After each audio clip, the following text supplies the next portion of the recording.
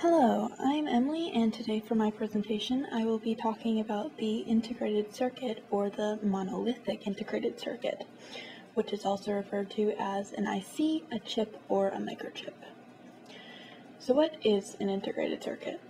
Well, it's a set of electronic circuits on one small plate or chip of semiconductor material, normally silicon. This could be made much smaller than a discrete circuit made from independent components. Why would we want to use integrated circuits? The advantages of the microchip are many. They are very small size, typically 100 times smaller than the discrete circuits. They weigh less, as a large number of components can be packed into a single chip. That causes the weight to reduce. It has a high reliability rate. Due to the absence of joint connection, few interconnections, and small temperature rise, the failure rate is low. It takes low power. Because the size is small, power consumption is less. And last but not least, it can be easily replaced. ICs are used in a number of things, such as microprocessors, audio and video equipment, cell phones, hearing aids, digital cameras, and automobiles. Who invented the integrated circuit? During the summer of 1958, a man named Jack Kilby began looking for a viable alternative to the micromodule program, a miniaturization method for circuits. While studying the problem, he decided the only product a semiconductor house could make cost effectively was a semiconductor. Kilby, working on this, he wired parts into a transistor flip-flop circuit and demonstrated the working device to his manager, who then gave him the okay to go ahead and continue his little project. When he designed his next circuit, he integrated all the individual components onto a single bar of semiconductor material. When testing his product out, it worked just as he expected. He had solved one of the most perplexing problems associated with miniaturization. Once his invention was accepted, it would revolutionize the electronics industry. As quoted from Kilby, what we didn't realize then was that the integrated circuit would reduce the cost of electronic functions by a factor of 1,000,000 to 1. Nothing had ever done that for anything before. The first integrated circuits contained only a few transistors, called the small-scale integration, or the SSI. These circuits were crucial to early aerospace projects, and these projects helped inspire developments of the technology. For example, both the Minuteman missile and Apollo program needed lightweight digital computers for their inertial guidance systems. The Apollo guidance computer led and motivated the integrated circuit technology, while the Minuteman missile forced it into mass production. The Minuteman program and various other Navy programs accounted for the total of $4 million worth of integrated circuit market in 1962, and by 1968, the U.S. government space and defense spending still accounted for 37% of the $312 million total production.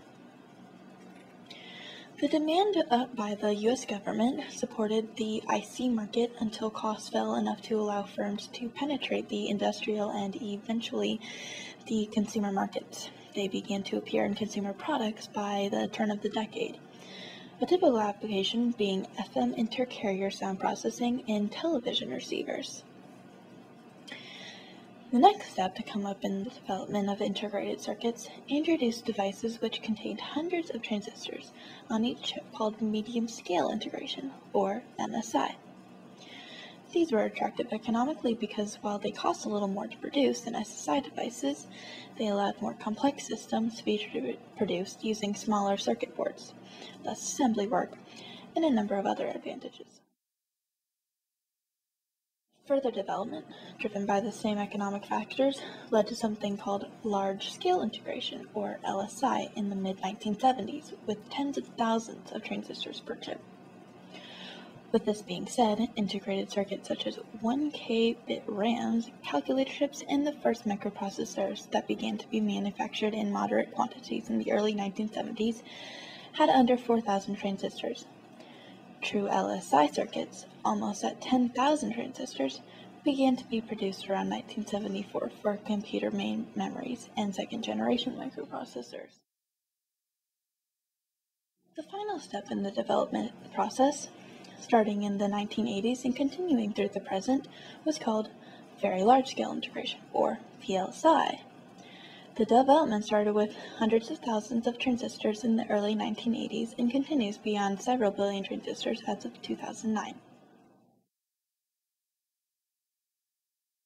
The second age of integrated circuits revolution started with the introduction of the first microprocessor, the 4004 by Intel in 1972 and the 8080 in 1974.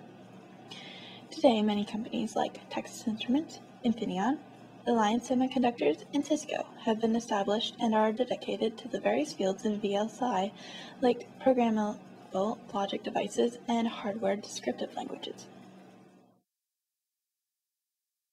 Multiple developments were required to achieve this increased density with the transistors.